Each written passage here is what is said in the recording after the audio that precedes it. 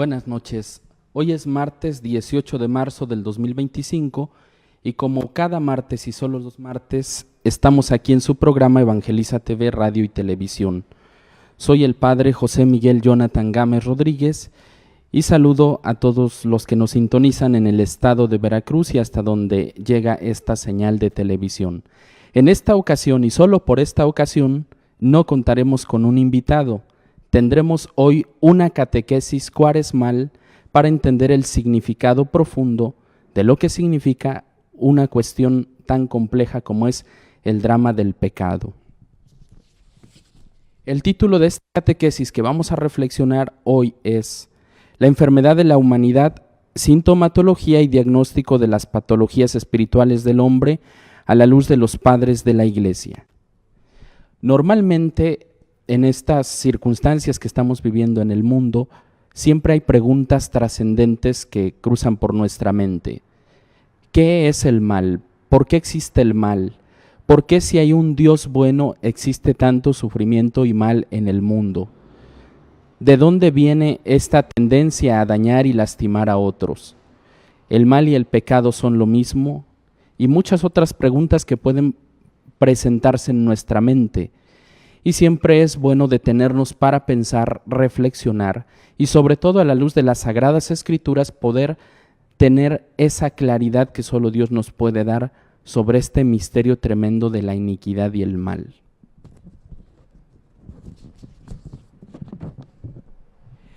Hablamos del origen de la enfermedad y de alguna manera situando una analogía entre la cuestión del tema del pecado y la enfermedad en el cuerpo, podríamos decir que para elaborar un diagnóstico se necesita como condición previa la valoración del paciente, para que a partir de la sintomatología que se presente se pueda diagnosticar el tipo de padecimiento que muestra, con el fin de elaborar una adecuada valoración clínica que determine cuál será el tratamiento para que evolucione hacia la recuperación de la salud.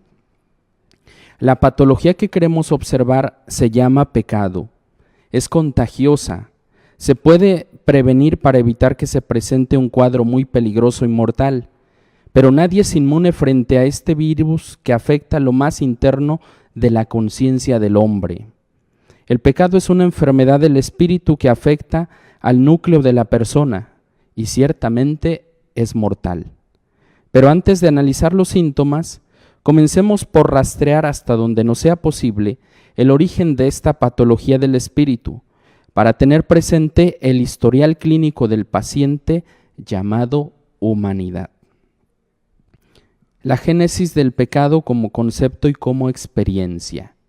Cuando hablamos del origen del pecado, precisamente hay que determinar qué se puede entender a nivel conceptual, porque los conceptos siempre son necesarios para distinguir y aclarar en términos de lenguaje, pero también este concepto, el concepto de pecado, parte de la experiencia, del día a día, de esa realidad que nosotros los seres humanos experimentamos y que nos provoca sufrimiento y dolor.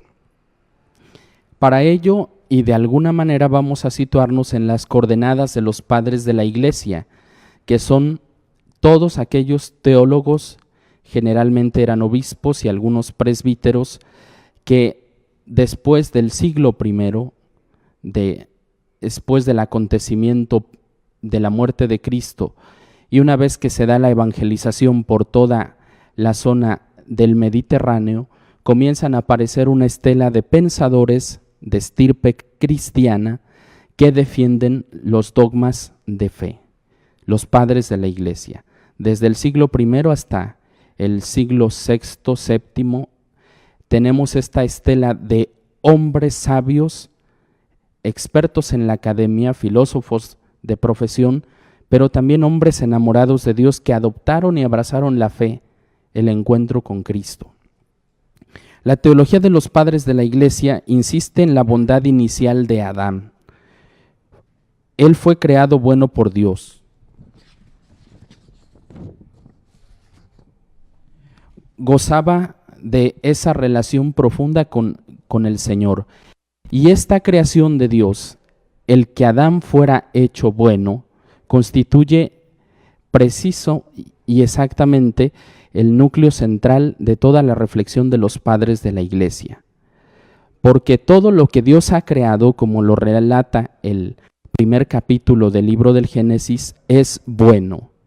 Una vez que Dios crea cada uno de los elementos que conforman el universo hasta llegar al hombre como cúspide de su creación, termina diciendo, y todo era bueno. Y cuando crea el hombre dice, y fue muy bueno. Lo que Dios ha hecho es de tal manera reflejo de su bondad, de su belleza, de su hermosura.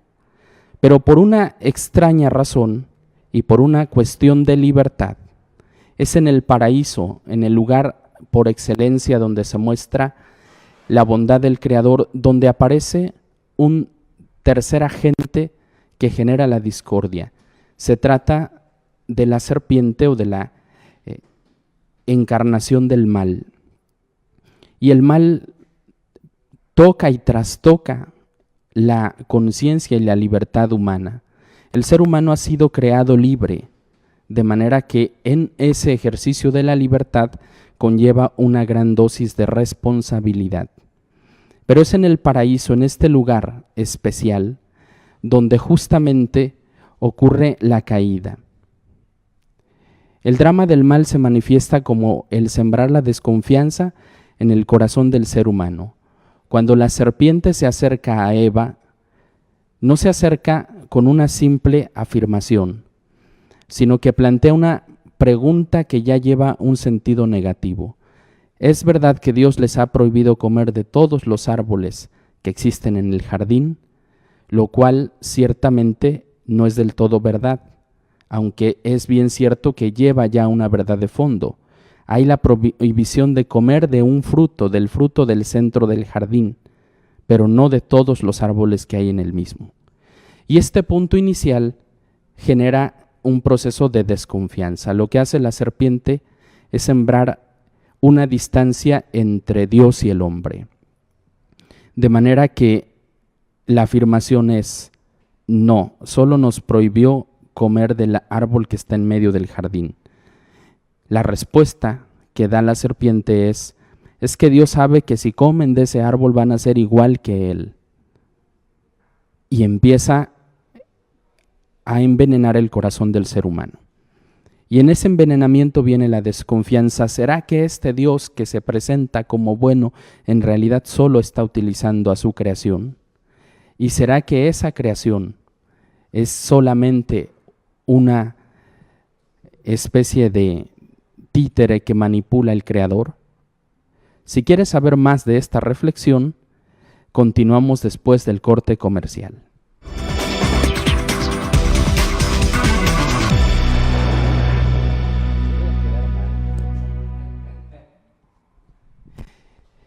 Como estábamos escuchando en el segmento anterior, el drama de la caída tiene que ver con sembrar la desconfianza.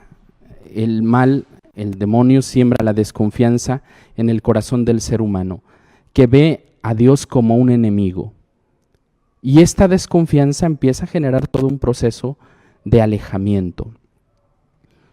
Antes que la desobediencia se genera la desconfianza, viene la soberbia, puedo ser igual que Dios sin Dios, y termina la aniquilación del ser humano al tomar la decisión equivocada, consumir aquel fruto que sería no su virtud y su gracia, sino su desgracia, y el inicio de un drama de sufrimiento y dolor.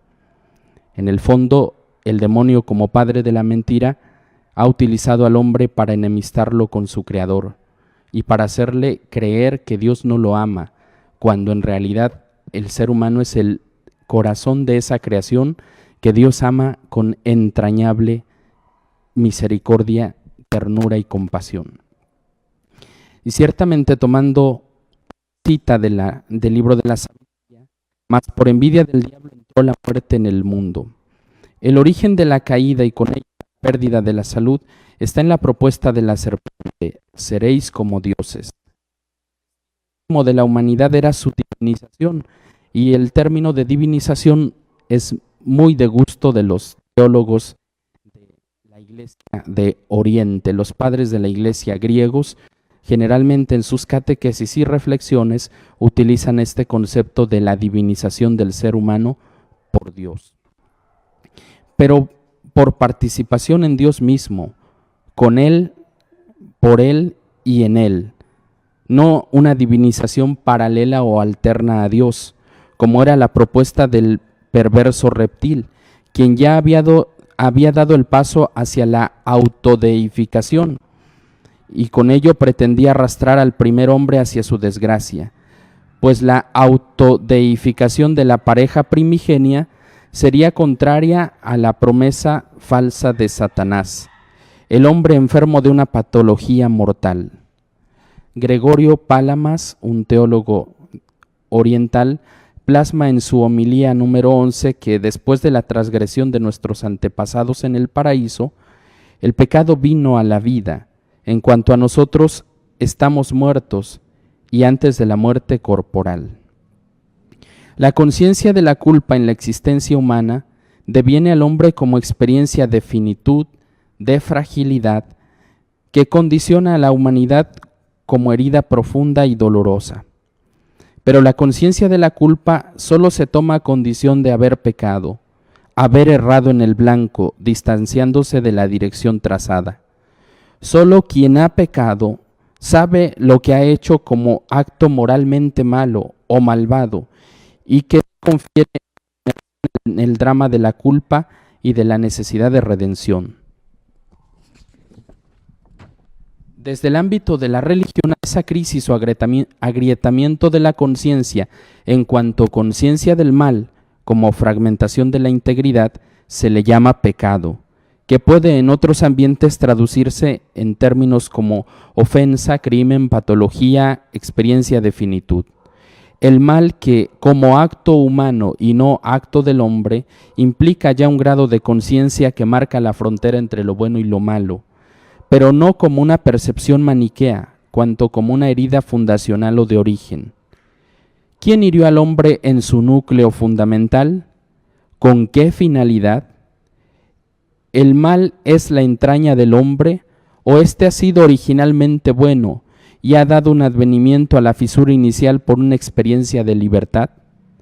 En caso de haber sido creado el hombre como un ser dotado de bondad inicial en su estructura fundamental, ¿de dónde le viene la tendencia al mal, la culpa y la pérdida de sentido?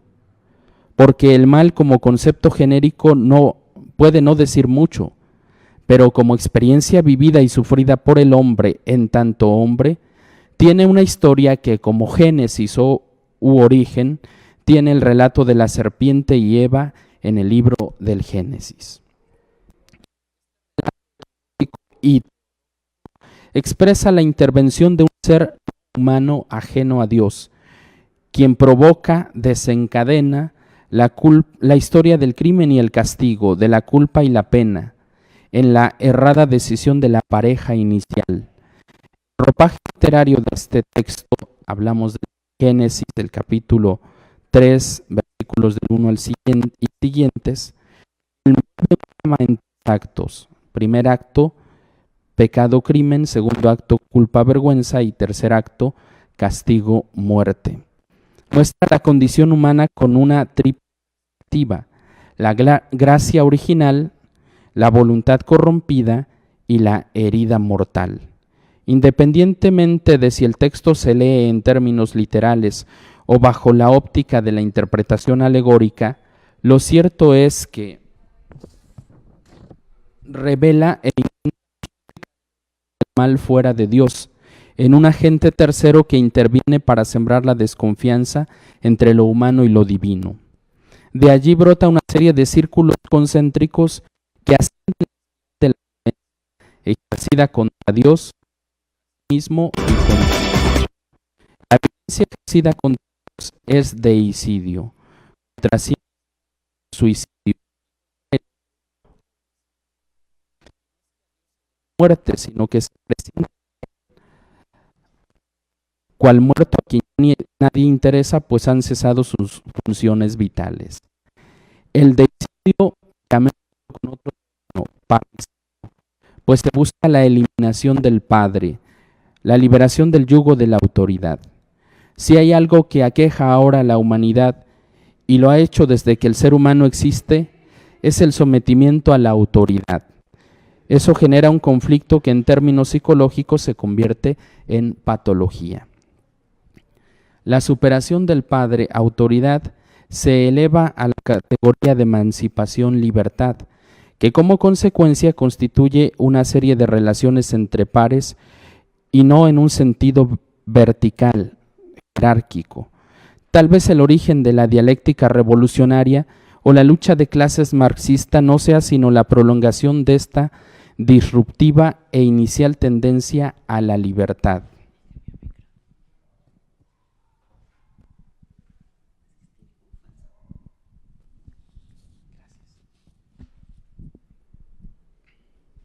Que con mucho es solo el desplazamiento de lo superior, reemplazado por lo inferior que se vuelca en un nuevo proceso de auge y caída. En sentido estricto no podemos hablar de deicidio. Ello equivaldría a afirmar que Dios puede morir, es vulnerable, y un Dios así no es Dios. Pero el deseo de eliminar a Dios es una locura, porque entonces el ser humano emerge como divino, omnipotente, todopoderoso. Y eso no conduce sino a la locura del poder y la arbitrariedad de una falsa concepción de libertad.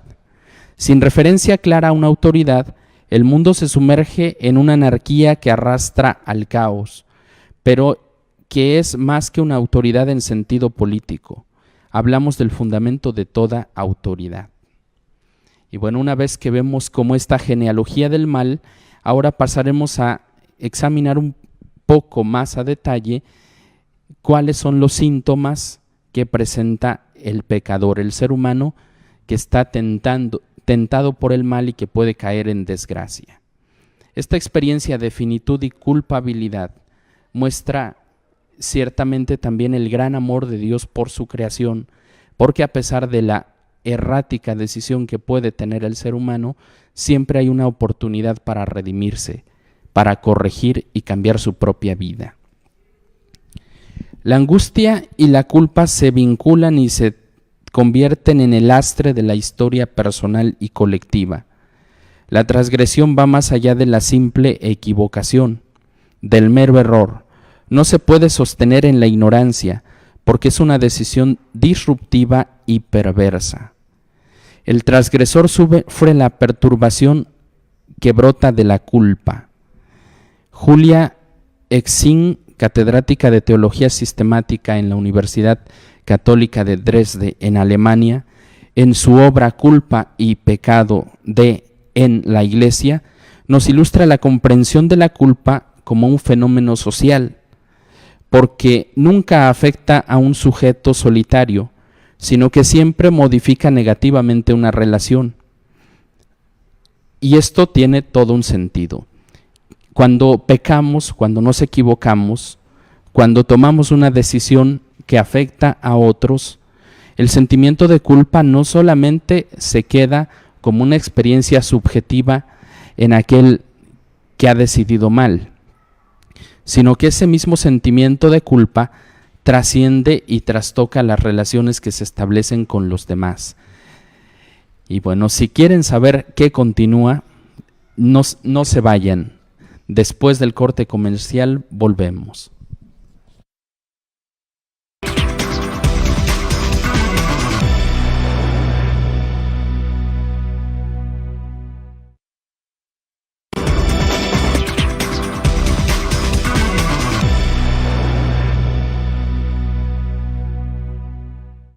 Continuamos en este su programa Evangeliza TV, Radio y Televisión, en esta catequesis con motivo de la Cuaresma, que nos habla del drama del pecado, del mal en el mundo.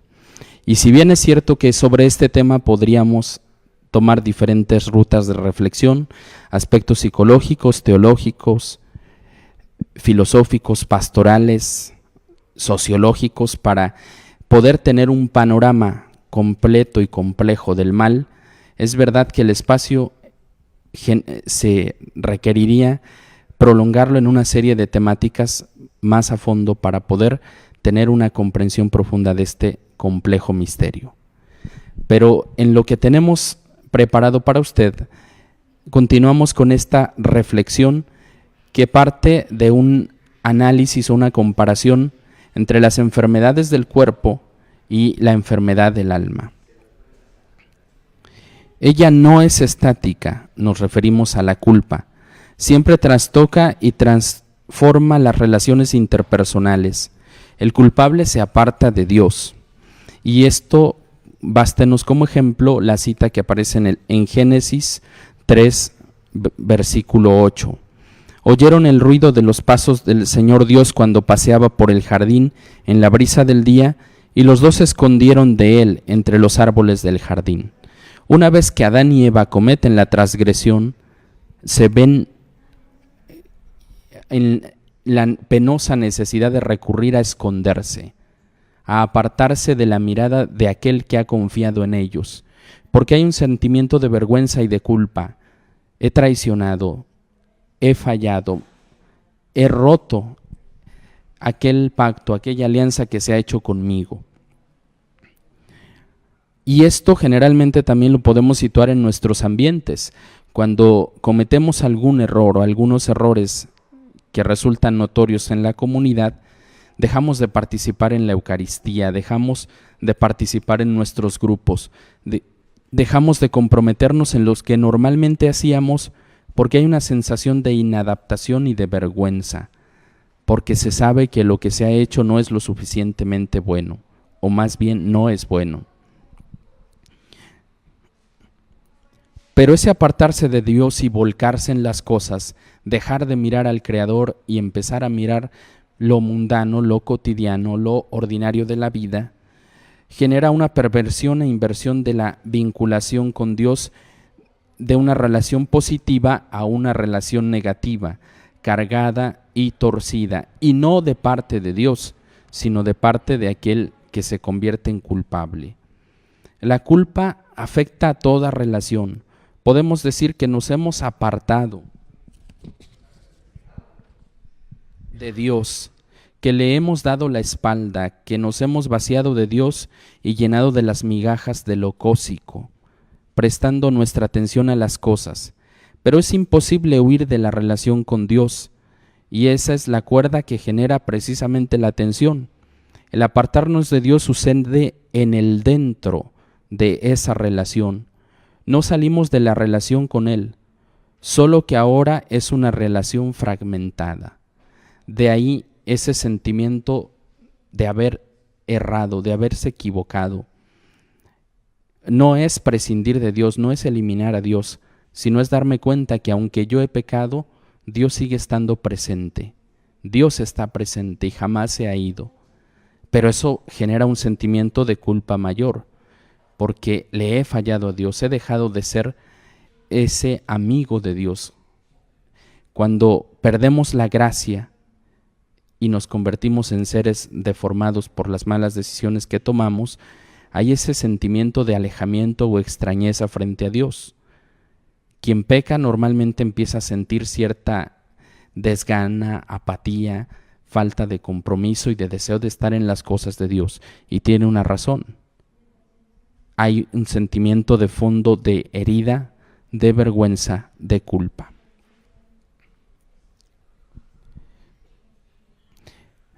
Joseph Pieper, un filósofo alemán, nos ilustra la figura de la mácula o de la mancha persistente, o como podríamos también llamarle, la mancha de la vergüenza.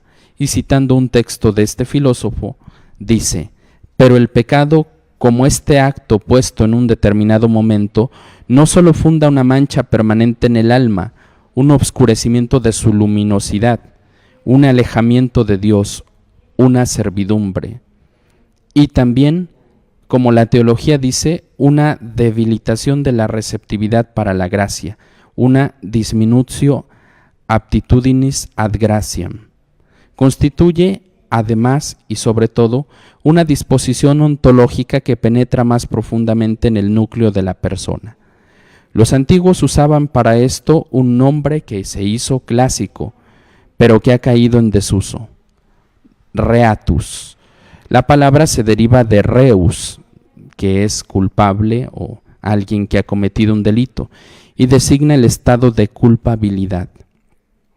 Pecado no significa solamente yo he hecho algo, sino también yo soy ahora algo que antes no era. Yo soy culpable a causa de esa acción. El ser culpable es lo que brota en la acción del pecado como fruto interno, como efecto. Decir que el pecado como acto es algo transitorio y como reato o como culpable permanente es lo mismo decir que pasa en lo que es, pero permanece en lo que produce. Esta reflexión que hace Joseph Pieper, un filósofo alemán, nos sitúa en el tema de la reparación del daño. Cuando pecamos o cuando cometemos una transgresión, ya no somos los mismos. Ya la relación que establecemos con los demás no va a ser la misma. Pensemos en el drama del matrimonio con la infidelidad. Cuando un miembro del matrimonio comete infidelidad y falla en el pacto que hicieron, se trastoca definitivamente esa relación y empieza aunque hay perdón que brota del amor, empieza a nacer la desconfianza o los celos. Y esta situación empieza a generar también conflictos al interno del matrimonio, porque lo que se creía asegurado ya no está del todo seguro. Y no solo eso, también cuando defraudamos o le fallamos a una persona, no vuelven a hacer las cosas de la misma manera. Pueden mejorar o pueden superarse o pueden cambiarse o revertirse con el perdón, pero definitivamente algo ha pasado que nos hace totalmente diferentes. El pecado o la mala decisión que comete un ser humano transforma definitivamente su vida. Después de las malas decisiones que cometemos, ya no volvemos a ser los mismos.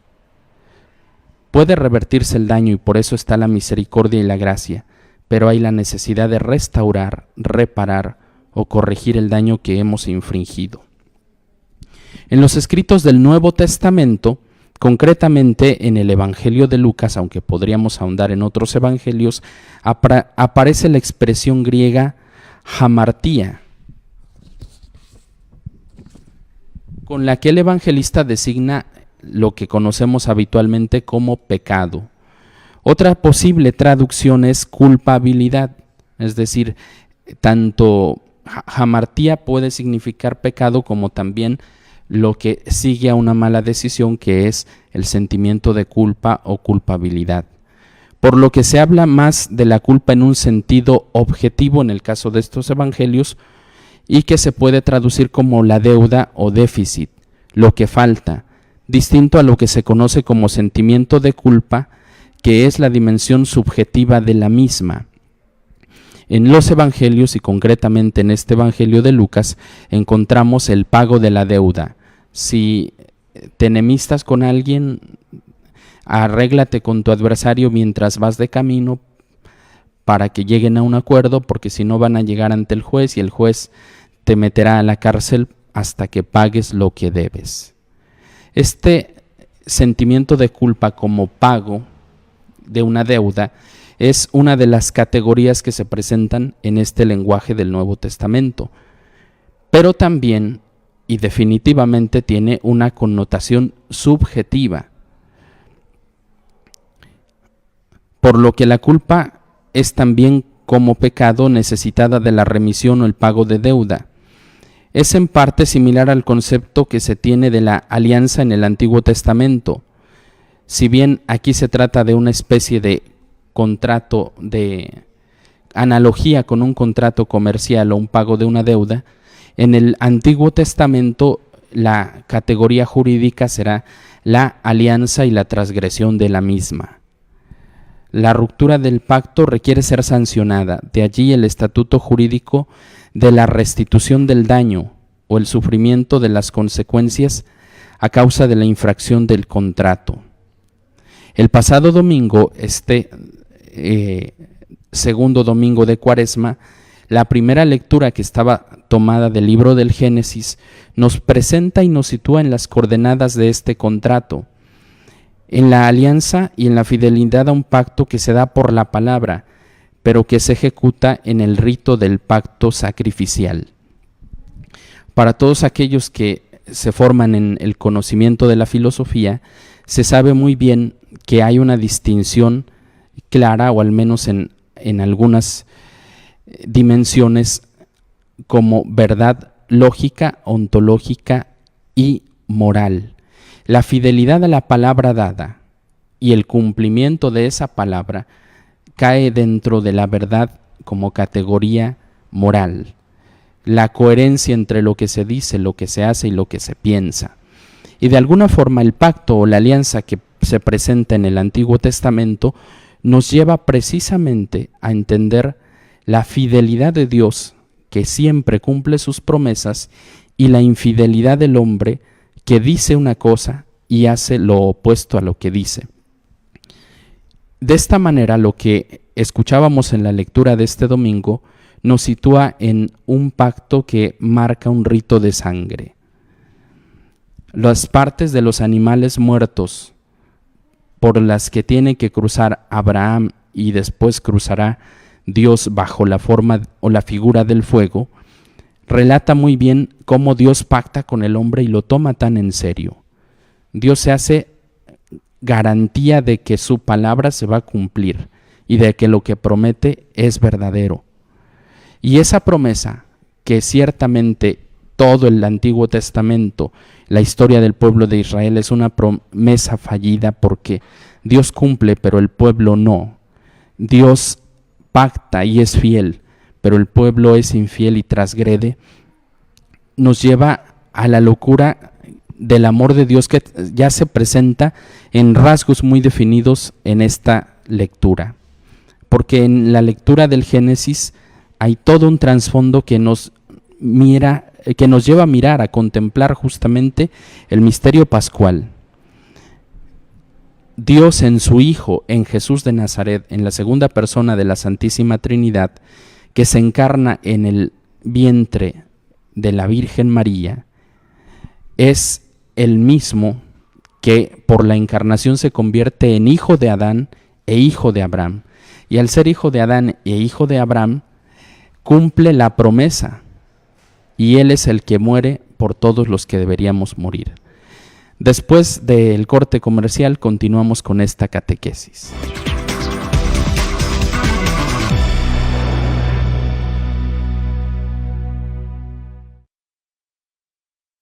Estamos en su programa Evangeliza TV, Radio y Televisión, y vamos a nuestra sección de saludos con Cristel Velázquez.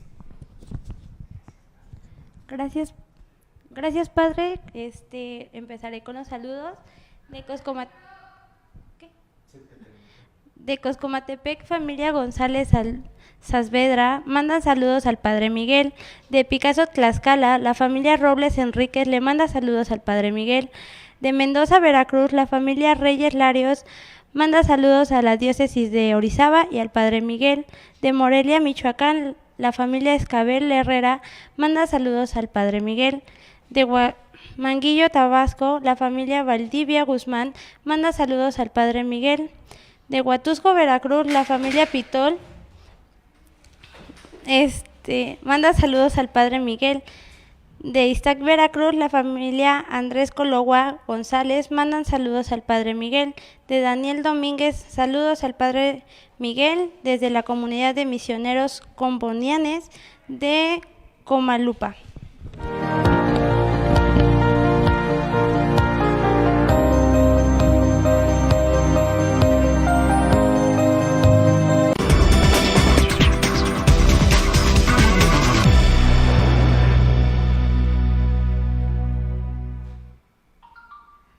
Me quedo entonces en donde me hubiera.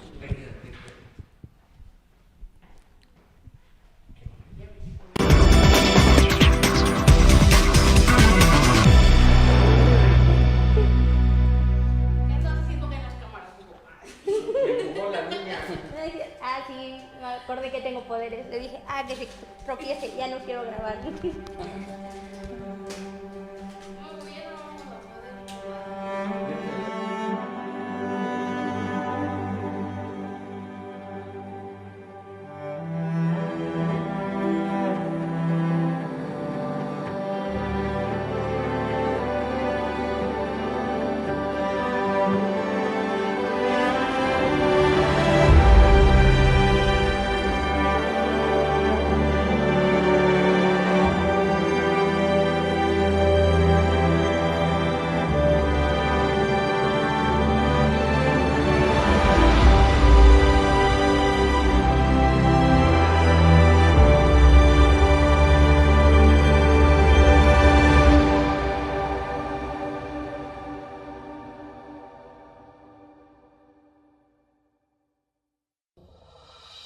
Somos la televisión del estado de Veracruz. TVO Somos Comunidad.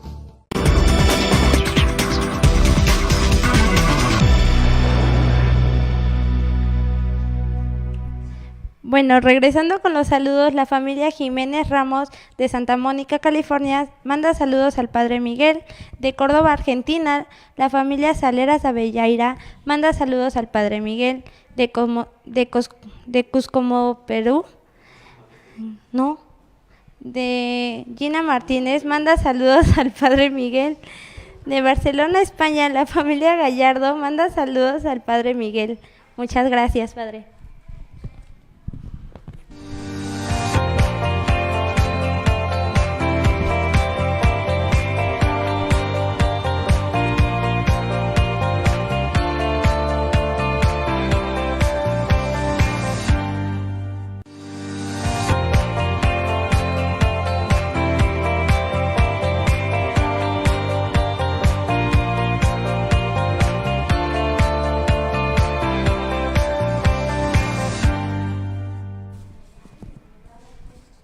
Continuamos en su programa Evangeliza TV, Radio y Televisión. Hoy hemos tenido la oportunidad o estamos presenciando esta oportunidad de poder profundizar en una categoría teológica, filosófica, humana, que es el pecado. Y después de ver el origen del pecado y todo el proceso que se genera en el hombre pecador, vamos mirando también la petrificación del corazón. Si bien hay un sentimiento de culpa, también hay una cerrazón del corazón al cambio, a la transformación y al amor. En realidad, todo lo que degenera en términos de pecado es una falta al amor. Todo pecado, absolutamente todo pecado, es una falta al amor de Dios que ha creado, que redime, que santifica, que perfecciona y que busca la bondad del hombre, hacer al ser humano divino, como era el plan original. El amor de Dios no tiene reparos, porque Dios es inmensamente bueno, y por eso lo que busca y quiere en nosotros es un cambio de nuestro corazón. La cardiopetrificación significa tener un corazón de roca, difícil para con Dios. Cuando nuestro corazón se hace insensible a la llamada de amor de nuestro Creador, comenzamos a descender por las laderas de una vida deshumanizante. Cuando la vida se deshumaniza, cuando el ser humano se va deshumanizando, empieza a perder la conciencia de su grandeza, de su valía y de la hermosura que tiene frente a Dios. El amor de Dios es tan grande que ya lo escucharemos en la parábola del hijo pródigo, que en unos domingos más va a aparecer, donde se muestra cómo Dios ama profundamente a cada ser humano y no le importa que éste se haya perdido y descienda a las entrañas de la miseria, del pecado y del mal. Claro que a Dios le importa ver sufrir a sus hijos y no quisiera que sufrieran, pero Dios nos ama tanto que a pesar de las caídas y equivocaciones que podamos tener, siempre nos espera con los brazos abiertos para reparar nuestra vida, para sanarnos, para curarnos. El pecado es una epidemia o una pandemia de alto contagio. Todos estamos sometidos a ella. Los pecados pueden ser muy sencillos, como un pequeño espacio con polvo, pero pueden ser tan notorios como una mancha bastante manifiesta en una pared. Los pecados, por muy pequeños que puedan ser, son como el polvo. Cuando se acumula, llega a provocar cierta irritación. Y el mal, cuando se acumula en la vida del ser humano, lo deshumaniza, lo pervierte. El mal tiene una banalidad, es algo difícil de comprender, es un absurdo, porque pareciera que lo hermoso y lo bello, lo sublime de la vida, tiene que caer en la nada, en la aniquilación, en la muerte. Y Dios no ha hecho al ser humano ni a su creación para la muerte, sino para la vida que permanece. Por eso, todo intento persistente de mantenerse en el mal significa una profunda herida y una provocación contra Dios. El mal es algo que está en contra de la naturaleza de lo que Dios ha creado. Y la maldad en el mundo se convierte también en una condición de caos. La guerra, la violencia, la destrucción, los conflictos familiares, laborales, los conflictos humanos muestran cada día más la tragedia que puede existir entre los individuos de una misma comunidad, la comunidad humana. No hemos sido hechos para ser guerreros unos de otros, sino para ser libres, valientes y capaces de transformar nuestro mundo. Y es en la libertad, en el drama de la libertad, donde se juega la vida de cada ser humano. La opción por Dios y por su reino, o la opción del mal y el reino de la oscuridad que destruye y elimina la vida. Acercarnos a Dios significa también tener un corazón dispuesto a vivir un cambio profundo. Y la Cuaresma es un tiempo especial y oportuno para desintoxicarnos. Desintoxicar nuestra vida en 40 días, depurarla de todas las impurezas. Y ciertamente que esto no lo haremos solos, porque el ser humano por sus propias fuerzas no puede derrocar el mal. El mal llega a ser tan fuerte en la vida cuando no está Dios. Y Dios es el único que puede ayudarnos a hacer que la espiral de la violencia deje de extenderse. El mal, como una hidra, se le corta una cabeza y le nacen 1000. Parece que se multiplica y muchas veces genera la sensación de ser más poderoso que el bien. Pero el misterio del bien radica en que siempre triunfa. El mal no es el destino del hombre, sino el bien. La desgracia del pecado no es la última condición humana, sino la vida, la libertad y el amor. En la cruz de Jesús veremos la restauración del hombre a través del amor. Tanto amó Dios al mundo que le entregó a su Hijo para que todo aquel que crea en Él tenga vida eterna. Y la vida eterna consiste en creer en Jesús, en adherirnos a Él y colocarlo como el dueño de nuestra vida. El que Dios posea nuestra vida no aniquila nuestra libertad ni trastoca nuestra autonomía, sino que nos hace verdaderamente libres y auténticamente autónomos. Sin Dios, la maldad tiende a ser un contagio que deforma el mundo, la vida, la creación. Pero con el Señor nuestra vida se convierte también en un signo de esperanza. Y si bien cuando hay una enfermedad normalmente recurrimos o se puede erróneamente recurrir a la automedicación con el fin de controlar o de generar un poco de calma en medio de la enfermedad, resulta que la automedicación en algunos casos y la mayoría de las veces termina siendo peor, porque genera toda una serie de contraindicaciones. Y es justamente allí donde debemos de evitar la automedicación del alma. En nuestro tiempo vemos muchas series una serie amplia de textos, de abundante literatura que nos habla de superación personal, de cambio de vida, de tú puedes, tú eres capaz de cambiar. Y hay cosas y hay realidades que no podemos cambiar nosotros por nuestra propia voluntad y nuestras fuerzas. Y por eso necesitamos no paliativos de efecto inmediato, sino una curación y un tratamiento que, aunque dure y aunque sea de carácter permanente, nos lleve a recuperar la dignidad, la vida, la esperanza y el amor. El medicamento más elemental, necesario y fundamental es volver a nuestra relación con Dios.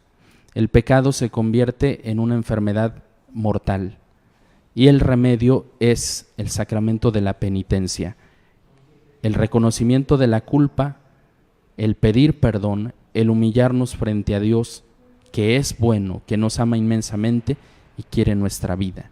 Y solo así, y junto a Él, podremos tener una vida sana, una vida de verdadera curación. Es hermoso mirar cómo nuestra vida puede llevarnos hacia esa plenitud con Dios. Y estos días que estamos viviendo de Cuaresma son el lugar idóneo y perfecto para poder llegar a un tiempo de Pascua donde la felicidad y la paz reinen en nuestro corazón. Hemos llegado al final de este su programa. Solo por hoy y únicamente por esta ocasión ha sido una catequesis. La próxima semana volveremos a nuestra condición habitual del programa, que es en formato de entrevista. Agradecemos al equipo de máster, al productor Hugo Roa, al director general licenciado Carlos Vidal Neri y a usted que con su amable sintonía hace posible este programa. No se pierda el próximo martes el programa Evangeliza TV con el padre Miguel Ángel Maldonado Martínez. Soy el padre José Miguel Jonathan Gámez Rodríguez y ha sido un placer compartir esta catequesis con ustedes. Hasta la próxima.